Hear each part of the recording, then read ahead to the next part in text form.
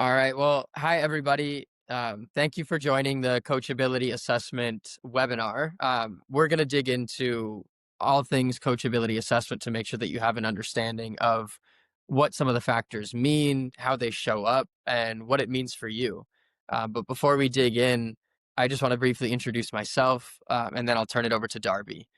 My name is Jake Weiss. I'm the president, CEO, and founder of Coachability Consultants. And my background is all in organizational psychology and really all things coaching and coachability. So I'm really looking forward to not only being with you on this webinar, but also meeting you in person at the live workshop that will follow this. So I'll pass it over to Darby before we get started. Hi, everyone. I'm Darby. I'm the instructional designer here at Coachability Consultants. My background is in education and in writing. So I help create the trainings and the workshops that we offer here at Coachability Consultants. But today I'm here to be in conversation about the assessment and coachability factors. So I'm excited to be here. Jake, let's start off with just an overview about what coachability is and why it matters for us. Sure. So, what I'll talk about with respect to coachability all comes from the research that we've conducted over the past 8 to 10 years now. And when we talk about coachability, we really anchor into what it means to be highly coachable. So, as everyone thinks about their own coachability, the understanding the definition that I'll provide is really what I want everyone to anchor on. So, when we talk about being highly coachable, it's about owning your growth, owning your development, and owning your performance. Now, the way highly coachable individuals do that is by engaging in three really critical behaviors. First, highly coachable individuals proactively seek the coaching and feedback they need rather than waiting for it to be provided. And they do so from a wide variety of different sources. So when we look at the highly coachable, not only are they open to feedback and coaching when it's provided, but they're proactively taking action to seek it out and to seek out the constructive information that will help them grow and get better. They also don't limit themselves to one or two people. They really identify a wide variety of different sources they can glean valuable insight and information from that allows them to grow and improve.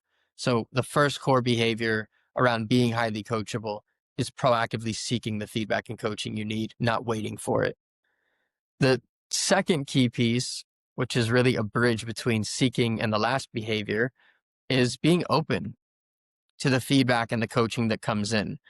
Now, I like to say we're all coachable until we disagree. And when we look at the highly coachable, these individuals are not just open to feedback and coaching that align with their own perspective.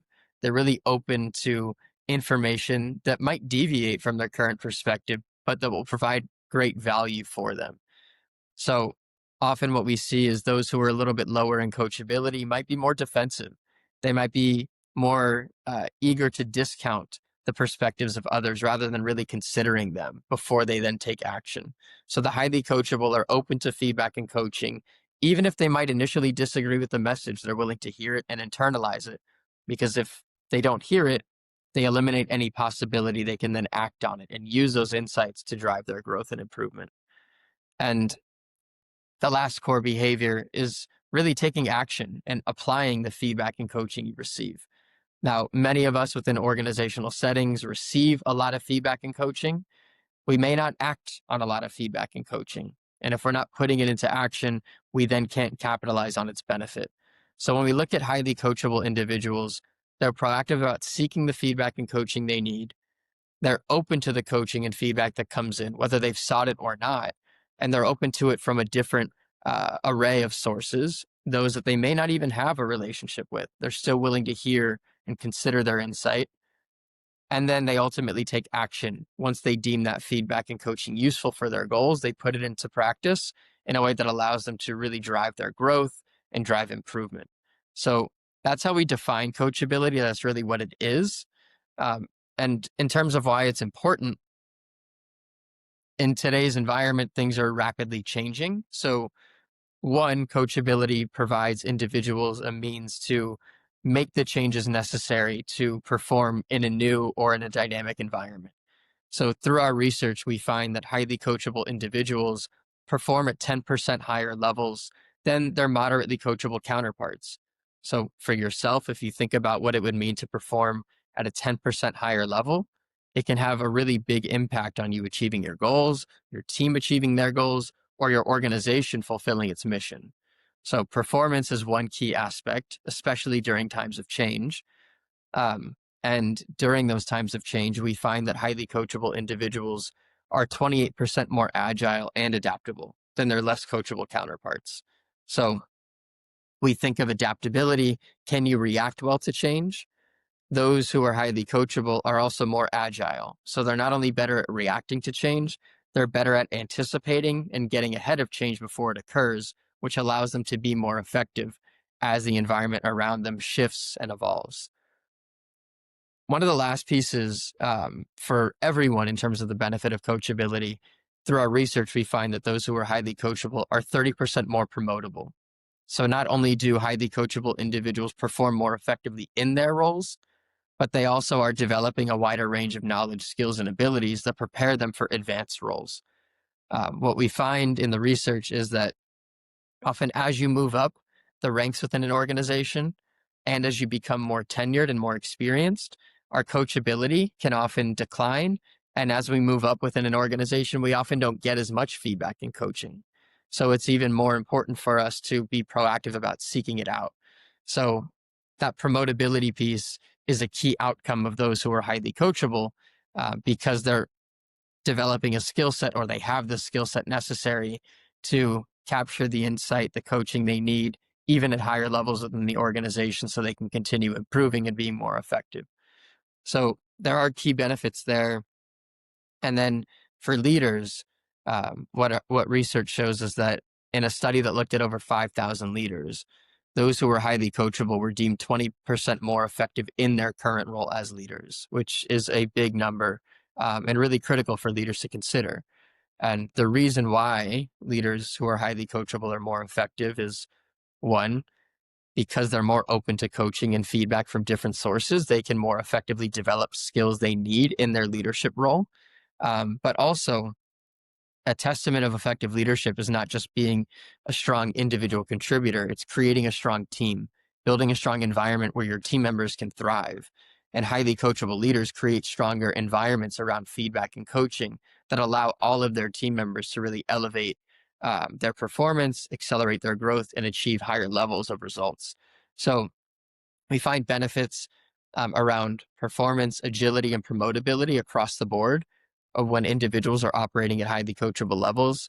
But when we just hone in on leaders as well, we find that highly coachable leaders are more effective in their roles, create stronger cultures that allow their team members to really thrive and flourish. So there are really benefits across the spectrum for coachability. And I think the last piece is just to note that in organizations historically, and more recently, coaching has been a really prominent theme for helping people drive results in our dynamic workplace. It allows us to develop quickly. But as we develop more coaches, we also need to focus on the coachability side of the equation. So for organizations that view coaching as a key lever for driving results, we can't complete or maximize that interaction without highly coachable individuals receiving and engaging in that process. So those are, I think, the different buckets in which we see benefits around elevating to highly coachable. One for individuals in terms of their performance, agility, promotability, for leaders, but also for organizations as they maximize their coaching practices, they achieve greater organizational results and outcomes as well. Yeah, thank you. I love hearing your insights from research because what you have just said about coachability has always resonated with my personal experience. I am by no means an organizational psychologist, but having been on many teams throughout my life, we can always think of a person who seeks, accepts, acts on feedback effectively, and has better outcomes because of that. So, everything that you share about what you've learned from the literature and from your own research um, resonates deeply with my experience and makes me excited even though we talk about coachability all the time about how urgent it is for us to become more coachable. Like you said, you just listed several behaviors of people who are highly coachable, but at Coachability Consultants we often talk about coachability being both a trait and a skill. And with this assessment, you all have identified 10 coachability factors that contribute to our overall sort of baseline level of coachability. And we'd love to hear a little bit more about how you identified those 10 factors before we dive into some of the details of those 10 factors. Definitely. Well, I love the question because one of the key, one of the main research questions we wanted to answer when we first started doing research into this space 8 years ago now was, is coachability a trait or is it a skill? Because you'd often hear people within organizations label someone as they're either coachable or they're not, which made it seem like it's something that you either have to, that you have or you don't have. And if it's something you have or don't have, then we just have to identify it in the hiring process. But through our research, we have identified that there are trait components to it. We all come to the table with different attributes, different characteristics that lend themselves more to being highly coachable and some that might stand in our way. But because coachability shows up in the core behaviors that we talked about, seeking, receiving, acting on coaching and feedback, it's a trainable behavior and skill that we can really elevate. So when it comes to identifying the 10 factors and how we came to that, we first started with the behaviors. So we knew that coachability centered around seeking, receiving, and acting. And that then led us to really dig deeper to say, okay, we know these are the core behaviors of highly coachable individuals. What are the individual differences that we all hold that make it easier or make someone more adept at seeking feedback and coaching? What are the core characteristics that allow someone to be more open to feedback and coaching from different sources relative to someone who may not be as open? So we did a deep dive into the literature, the existing literature that was out there to really understand what are some of these key characteristics that influence these core behaviors that make up someone that's highly coachable. And of course, as a team of researchers, the next step was to do our own research and conduct studies to really understand if people have different levels of characteristics, are they more likely to be coachable or not? And one of our peer reviewed publications identified really three core attributes that underlies coachability behaviors. But beyond that, we knew there had to be more. So our first peer reviewed publication identified three of six that we hypothesized. And that then led us after that to do more digging, more research. We conducted not only quantitative research, but interviews with leaders across different organizations and individuals across different organizations. So from the C-suite all the way down to frontline employees, we talked to individuals, we interviewed them to really find out from your perspective what differentiates someone who's highly coachable versus someone that's not. And we really went deep into picking their brains to find out those insights. And then across all the interviews we conducted, we identified some core behaviors or some core characteristics, I should say, that aligned to coachability behaviors. And we also went deeper into the quantitative research. We conducted more studies to really understand what are these attributes that individuals possess that differentiate them on the on the coachability continuum. So there was a lot of qualitative, quantitative research that went into understanding and identifying these core characteristics that are part of the assessment. And there will be more research that's conducted in the future to continue deepening our knowledge about these characteristics. But um, I want to say it was about a year's worth of research that allowed us to really identify these 10 core characteristics that are within the assessment. And all of these within the assessment really align to and influence individuals' willingness and ability to operate in highly coachable ways, which is why we pull them out and why we talk about them and why we want to elevate awareness around them prior to then elevating skills around coachability. Because if we don't know what we come to the table with, it's really hard to create sustainable change that allows us to elevate to that highly coachable level. I didn't know that it took you a year to research all those different coachability factors. So I'm glad you're out there doing it because it sounds like a lot of hard work. Yes, it's definitely an extensive process, and we're fortunate to have some really high caliber researchers on our team and really analytically minded individuals who can run all of the analyses that we need to make sure that what we're bringing to our client partners is rooted in science, rooted in data, and is always ahead of the curve in terms of making sure that we can best identify and help people understand their coachability. Right.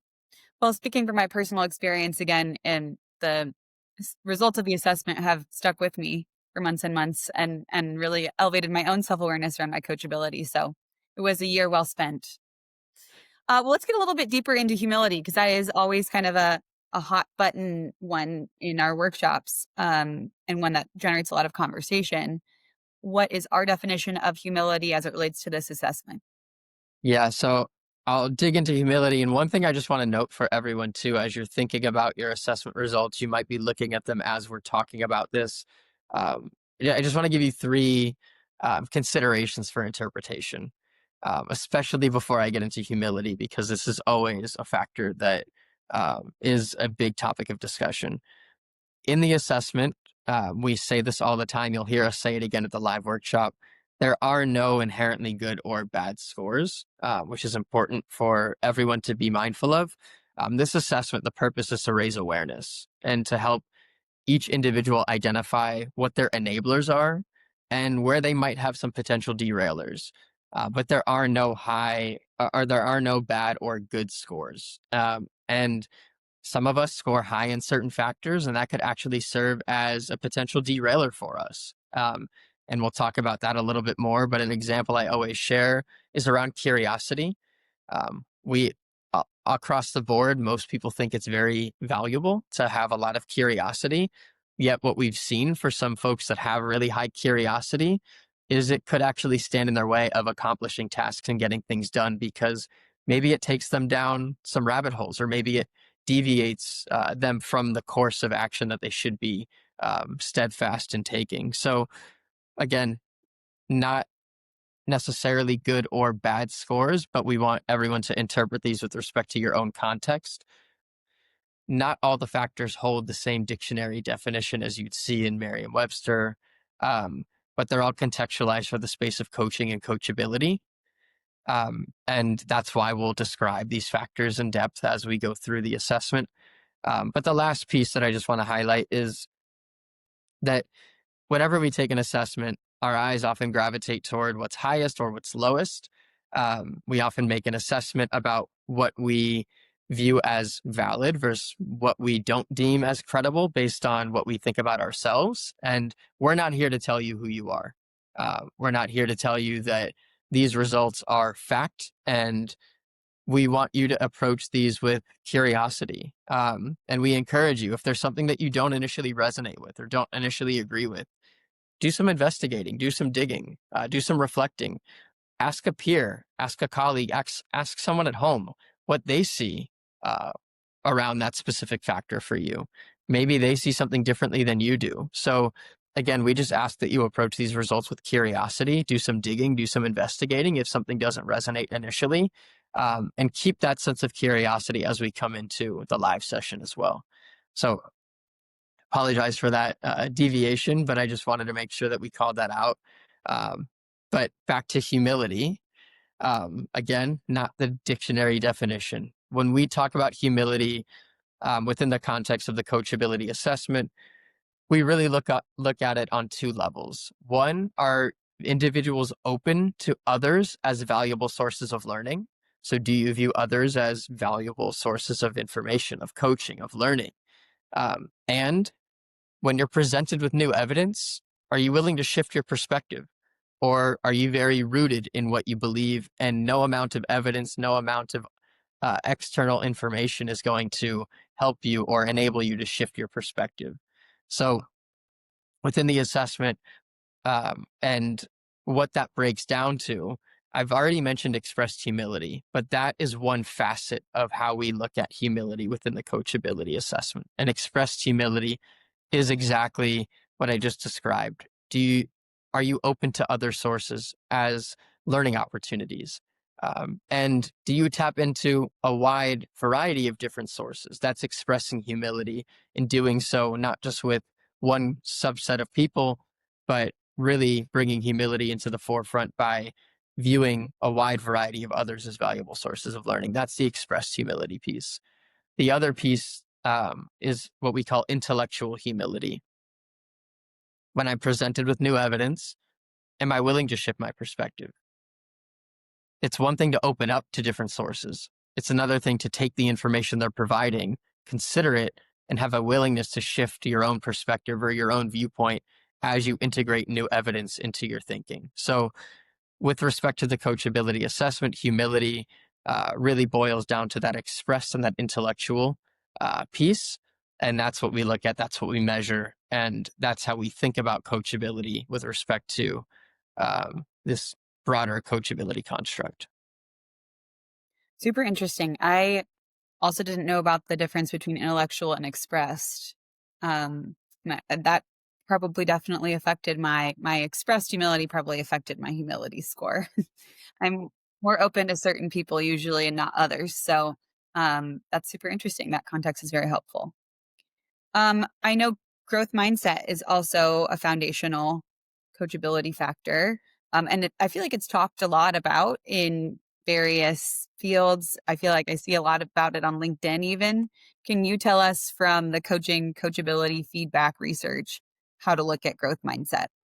Definitely. So, when I'm talking to a group of researchers, I often start with a disclaimer that we are not um, connecting growth mindset directly to performance. And the reason I say that is there is a lot of competing literature out there around the importance of growth mindset or the value it plays or whether it actually drives performance. Based on our research and our understanding, growth mindset doesn't drive performance. The reason being, you can believe you can grow and improve, but are you willing to put the work in to capitalize on that belief that you can improve? That's what affects performance. So I often start with that disclaimer just in case anyone's knee deep into the growth mindset research and thinking about that. Um, Nonetheless, we do view growth mindset as a foundational and critical piece of coachability. And for reasons similar to what I just described. If you don't believe you can grow and improve, what value do coaching or feedback have for you? If I can't get better, why would I invite feedback? Why would I seek it out? Why would I want coaching? So we do view growth mindset as foundational because once we believe we can grow and improve, we're more likely to invite and be open to feedback and coaching that allows us to capitalize on that belief that we can improve. Now, a couple things to note with growth mindset, especially with respect to the assessment. When we measure growth mindset, when we talk about it in the live session, we will talk about this concept of domain specificity. And what we mean by that is you might hold a growth mindset in certain aspects of your performance or certain elements of your role, and you might hold more of a fixed mindset in other aspects of your role. So it's not just a blanket, I have a growth mindset, I believe I can improve across every performance domain that I operate within, but it is domain specific. And to give an example, it's a very simple example. Certain folks say, I can definitely get better at writing. I can definitely improve my communication skills.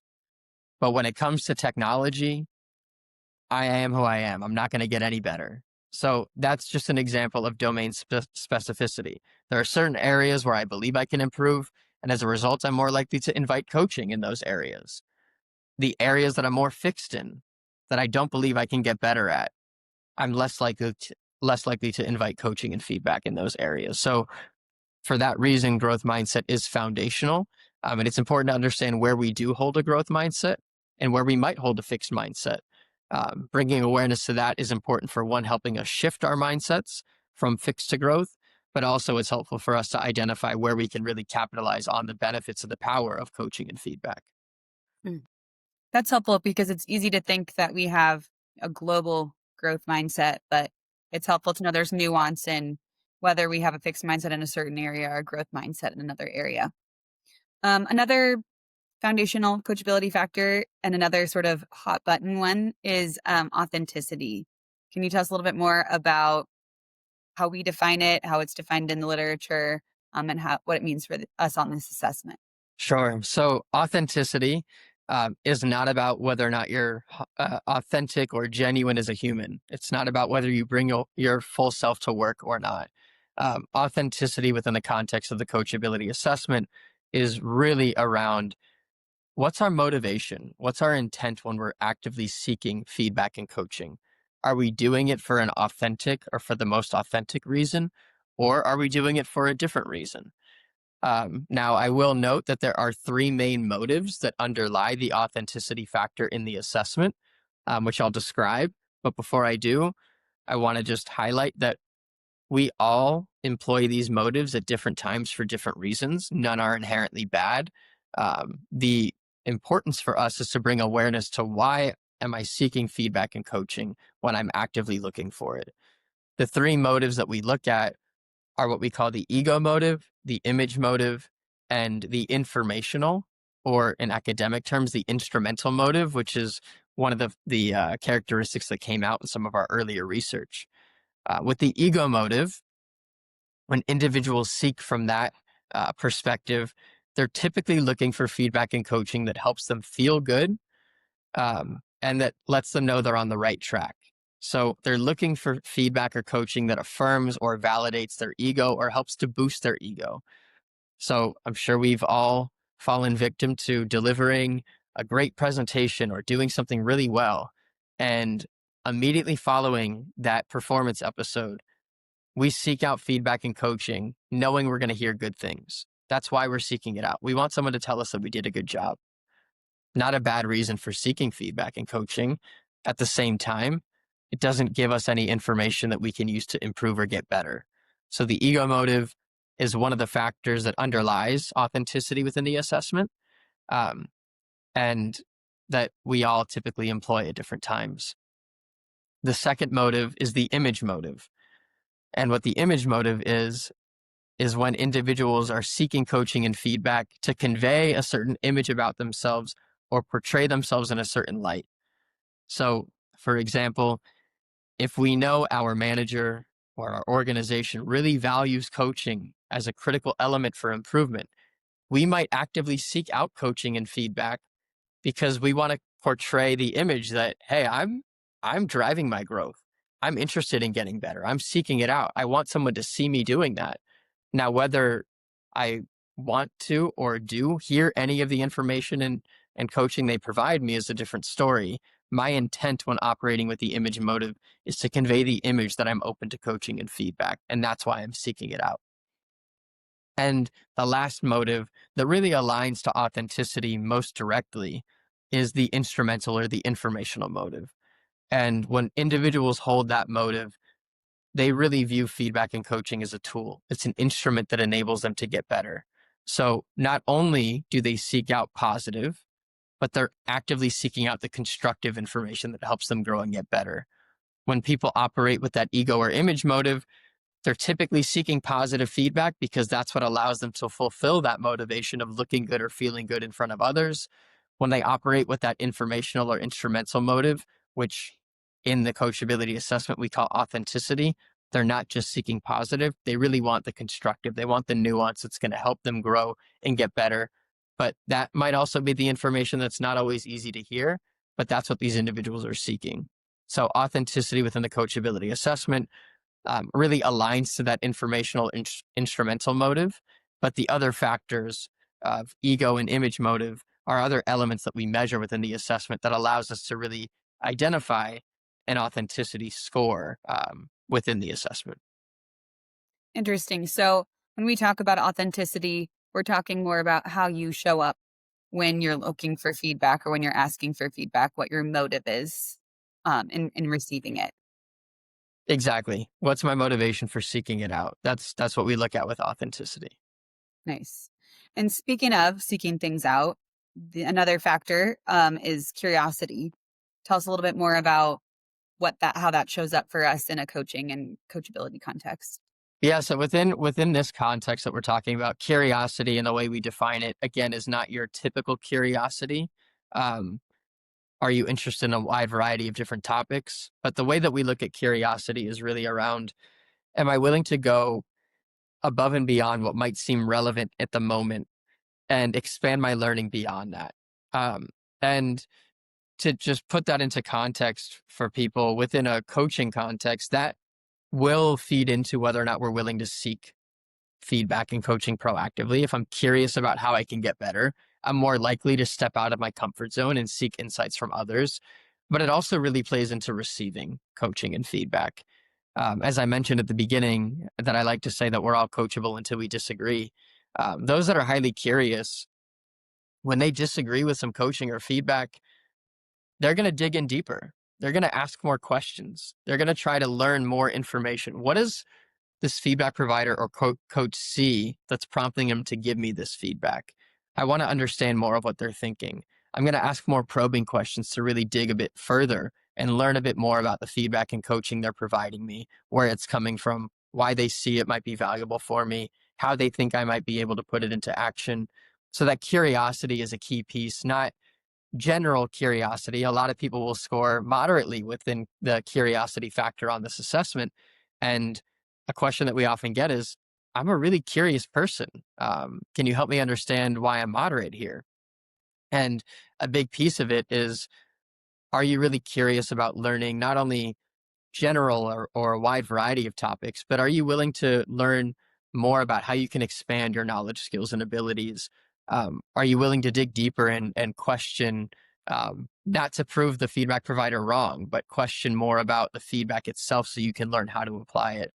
So curiosity is a really key element that we look at that helps to separate those who are highly coachable from lower in coachability, and really serves to prompt people to seek feedback and coaching, but also it allows them to better internalize and hear it. Mm. Yeah, you tell a story about a teammate of yours who was highly curious. Can you share that? Because I think it shows how curiosity can help advance our goals. Yes. So I do share this story. When I played soccer at University of Central Florida, I had a teammate who I would describe as one of the most curious people that I've ever been on a team with. And specifically, his curiosity showed up around feedback and coaching. And the way it came to life for him was whenever our coach was providing feedback to him specifically, he was always digging deeper. He was always asking more questions. He never just took the feedback and ran with it. He would always put it into action, but he wanted to learn more about it. He wanted to know why. And he asked questions to the point of potentially frustrating the coach, but it served him really well. When there was feedback delivered at the team level, when we'd be in training, we would be training for an opponent that we'd be playing. He wasn't only asking questions about how he could grow and get better, but why are we lined up this way? Why are certain players positioned this way? Why are we passing the ball in this pattern? He always asked questions in that way. And it allowed him to really develop a wider knowledge of the game. We all were standing on the field asking, why are you asking so many questions? It's hot out here. We're in Orlando. It's 2 p.m. We just want to get back into the locker room. He's asking a ton of questions, and it served him well. Not only did he really benefit as a player, but it allowed him to achieve his goal of becoming a national team coach. And he's now on staff for the Puerto Rican national team. So his curiosity fueled his improvement as a player, but he asked questions about things that may not have seemed relevant for his role at the time, but allowed him to develop his knowledge and his skill set around the game in a more robust way that propelled him to reaching some of his career goals, which is where he is now. So I think it's a great example of curiosity and how extending your learning above and beyond what might seem practical in the moment can really have benefits for you in achieving your own goals within your own environment. So it's a really cool story, and I think his curiosity has served him well and is continuing to serve him well in his new role. Mhm. Yeah, I think it's just a great example of someone who used their baseline coachability, which was, it seems like curiosity was a large part of that individual's sort of overall puzzle, to increase the behavior of seeking feedback to really achieve his goals. So I love that story. Thanks for sharing. I'd also love to hear about confidence and cool. We often pair those together when we talk about those two coachability factors. So I'd love to hear your take on what they mean for us and why we would pair them together. Definitely. So confidence with respect to the coachability assessment, again, is not the dictionary definition. Do you believe in your general abilities or do you have self-confidence? But it's about your efficacy with respect to hearing positive and constructive feedback. or your confidence in your ability to hear both positive and constructive feedback. So confidence is more of that internal belief. Do I believe I can handle the constructive coaching feedback that's going to come in? Now, cool is related yet distinct. Cool, unfortunately for everyone out there, we're not helping you determine whether or not you're cool. A lot of people will score high in cool and run off and tell their kids, which I encourage you to do. But with respect to the coachability assessment, cool is about that external display. Are you cool headed? Are you level headed when you're presented with the constructive feedback and coaching? Or are you reactive? Do you get defensive? Do you try to explain the feedback away? So cool and confidence pair nicely because confidence is internal. Do I believe I can handle it? Cool is external. How do I show up when I'm presented with feedback and coaching or when I'm in the middle of a feedback interaction? What is my external display? Am I open? Do I have my arms crossed? Am I closed off? Am I reactive? Am I defensive? Am I combative? So that's what we look at. Now, people will often ask us, well, I scored high in one, but lower in the other. How does that work? And there are a couple ways that we see that show up. There are some folks that we've worked with that are really high in confidence, yet really low in cool. They have all the belief in the world in their abilities to hear the constructive feedback and coaching. But once that feedback and coaching comes in, they start to get reactive. They start to maybe argue with the feedback provider. Maybe they try to explain it away. We often see that individuals that are high in confidence and low in cool, there might be a certain individual or two that really disrupt your cool. So generally you're okay, but when it comes to a select group of individuals, that's when that cool really decreases for you. So there are times when we believe we can handle the feedback, yet our external display doesn't match that belief. And then there's an alternative way to look at it where maybe you're high in cool, but low in confidence. And the analogy or the image that we like to use for that is the duck on the surface of the water that looks calm, cool, collected, but underneath the surface, the feet are moving a million miles a minute. People that are high in cool, they might look calm and composed and poised in the face of getting the constructive feedback, but underneath the surface, they're screaming inside. They're anxious. They're not really sure that they know what they can do with this feedback. They feel really uncomfortable. So, um, confidence, again, that internal, cool, the external. Sometimes we find people that are high in cool and high in confidence, and other times we see different variations where they're high in cool, low in confidence, or high in confidence, low in cool. It just depends for each individual how it shows up. And the purpose of these factors and this assessment is to bring awareness to that so people can intentionally bring more cool into feedback interactions or potentially learn how do I improve my confidence in a way that allows me to hear the feedback I need from different sources. Mhm. Yeah, I always appreciate hearing your description of these two together because I think it helps us really understand how our internal and external ways of thinking and communicating interplay. So, two other factors that we often pair together are initiative and accountability. You could tell us a little bit more about what those mean for us in a coaching and coachability context. Yeah, so initiative with respect to the coachability assessment is one that is probably the closest to a dictionary definition of initiative, though is still a bit contextualized. With initiative, what we're looking at is someone's self-starting ability to really get out there unprompted and take action with respect to their growth and development. So thinking back to the initial definition of highly coachable that we talked about at the beginning, we talked about how individuals own their growth, they own their development, they own their performance when they're highly coachable. And they do so by one, proactively seeking the coaching and feedback they need to grow and improve. So when it comes to initiative, it really is about people being in the driver's seat of their growth, their development, their performance, and taking that unprompted action to find the coaching and feedback they need to grow and improve without an external push to get them started. So those that are high in initiative are those that are really proactive about finding the coaching and feedback they need to grow and improve. As you mentioned, we often pair that with accountability because initiative can one play into accountability as well. Accountability with respect to the coachability assessment is about, do we feel responsible to apply the feedback and coaching that we receive once we deem it useful? Do we put it into action, or do we view feedback and coaching merely as a suggestion that we can take if we want or not, without really putting much consideration into the benefit that feedback or coaching would have for us? So, accountability, do I feel responsible to act on it? Initiative, do I have that self starting ability to find the feedback and coaching I need? But also, do I have initiative to take action on the feedback and coaching? And that's why we pair it with accountability.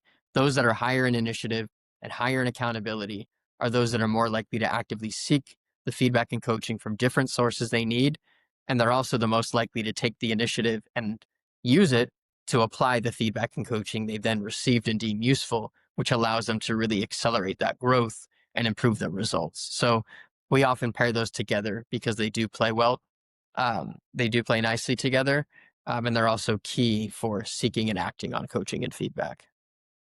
So folks who are high in initiative and accountability, they are more likely to do the third behavior we talk about, acting on feedback.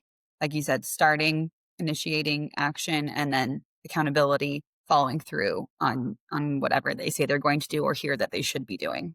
Exactly. More likely to put that information into use, and at the same time, they are more likely to seek it out because they're more uninhibited by needing that push from others to really go about driving their growth forward. Right. Wonderful. Well, we're coming up on our last uh, coachability factors. These two resonated a lot with me. I learned a lot about myself when I saw these on my assessment results. So I'm eager to hear, especially about resilience and agility, how those two interplay, and what again they mean for us in a coaching and coachability context. Definitely. So within a coaching and coachability context, resilience is all about our willingness and ability to push through obstacles that might stand in our way to developing. And at the same time, feedback interactions, coaching interactions, sometimes we're hearing information that's hard to hear, and that requires resilience. So, resilience is about being able to push through barriers to success. But I think what differentiates the way that we look at resilience most from other resilience definitions out there is about putting yourself in a challenging situation. So, with respect to the coachability assessment, those that are higher in resilience are not only more adept at kind of pushing through barriers or obstacles to success with respect to growth and development, they're more likely to put themselves in situations where they will need to stretch themselves, where they might be a bit challenged. And when it comes to highly coachable, the only way to capitalize on growth and really elevate skill sets to higher levels is to be uncomfortable, to put yourself in situations that require you to do things that you're not necessarily um, always used to doing and that might challenge you a bit. So, resilience here is about not only pushing through barriers, but placing yourself in developmental or performance situations that will require growth and improvement and stretching your capabilities beyond what you might think the limits really are. So, that's how we look at resilience. Um, when it comes to agility, agility really operates on two different levels with respect to the coachability assessment. First, am I willing to change things that I need to change? Am I able to change things I need to change? So, if there are certain skills that I need to change or I need to evolve, do I have the capacity to do that? Do I have the willingness to do that? Am I able to pivot? Am I able to make an adjustment to a certain skill set I have? In order to make those changes, we often need feedback and coaching, which is why agility is a key element of the coachability assessment. Um, the second level of agility, so one is individually, am I willing to make the changes I need to? Can I adjust? Can I evolve? Can I adapt? The other level is, can I adapt to my surroundings? So as the environment I'm working within changes, that requires me to make changes or maybe develop new skills, not only change skills, but develop new skills. So agility is really important. One, for can we change as individuals, but two, are we able to adapt and thrive in an environment that's dynamic and that's ever changing?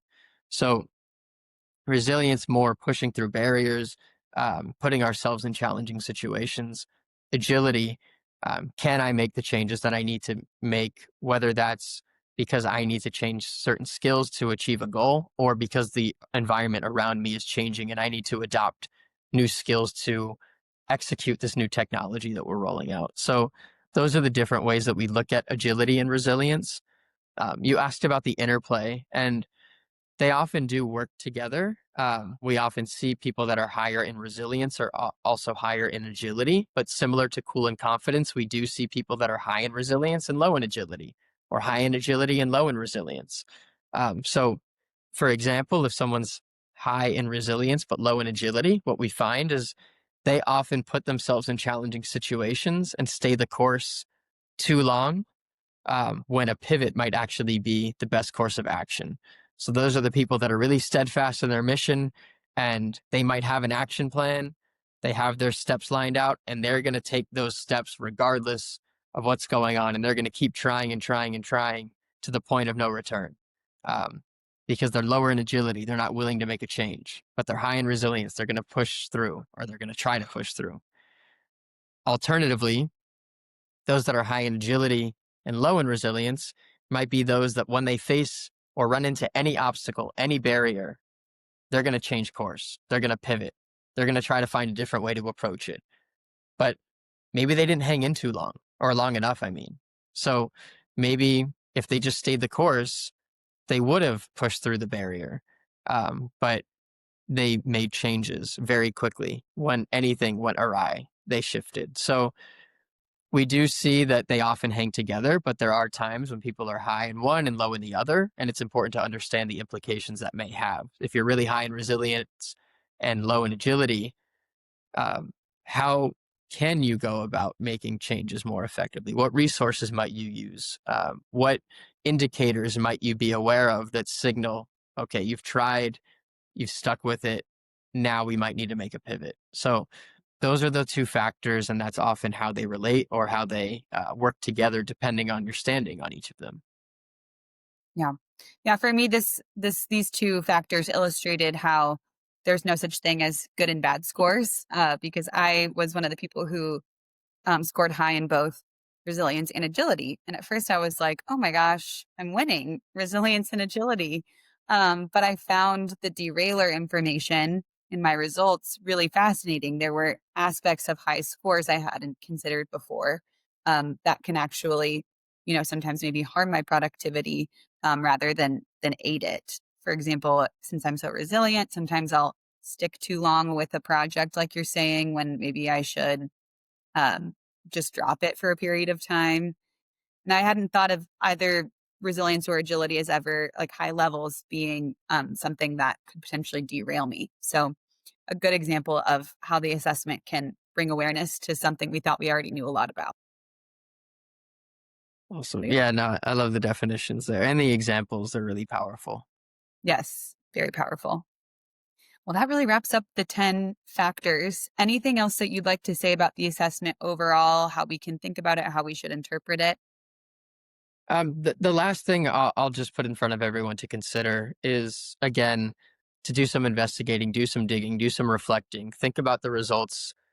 Make sure that you read the definitions, so that you have that understanding as you start to interpret things. But if anything doesn't resonate, again, do some investigating. Ask a colleague, ask a peer. You might be surprised that they see something different that you do. So again, this is an awareness tool to help you really surface some of those underlying tendencies you might have, and it'll help identify enablers that you really want to make sure that you're leveraging more of that have value for you. And it might help you identify some potential derailers that you want to think about how you can not only bring awareness to, but how you can curb some of the potentially negative effects that those have for you. And then as you look through your assessment results, I do want to note that this will connect to skills. So you will see within your results that there are some recommended skills for you to focus on. Now, we recommend that everyone completes all of the coachability skills, but those that come out for you are specific based on your score and are the areas that we think you should most readily dive into that will allow you to capitalize on the awareness that you're generating from this assessment. And now you can start really elevating the skills to highly coachable levels. And that's what will propel you toward uh, improving driving your growth forward, and really getting to that highly coachable level. But thank you all for your time, for your attention to this. Any questions that you have, please bring to the live session. We'll make sure that we cover off on those with you. And in the live session, we're looking forward to really putting your coachability to the test. It's one thing to talk about it and to understand it. It's another thing to feel what it's like to express humility or to be curious and to operate at highly coachable levels. And that's the experience that we want to bring into the live session. So looking forward to seeing you all there.